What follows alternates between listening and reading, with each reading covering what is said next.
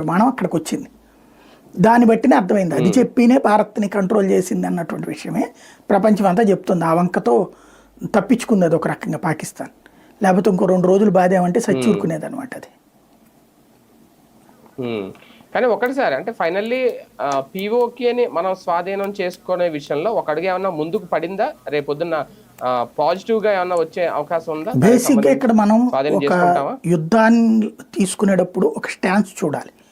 మనం పిఓకే కోసం యుద్ధం ప్రారంభించాల, తీవ్రవాదానికి వ్యతిరేకంగా ప్రారంభించాం. తీవ్రవాద స్థావరాలనే ధ్వంసం చేశాం.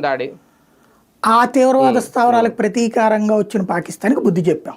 That's it. దాంట్లో పిఓకేని దూర్చుంటే ప్రపంచం వాళ్ళు మనకు సపోర్ట్ వచ్చి ఉండేది కాదు.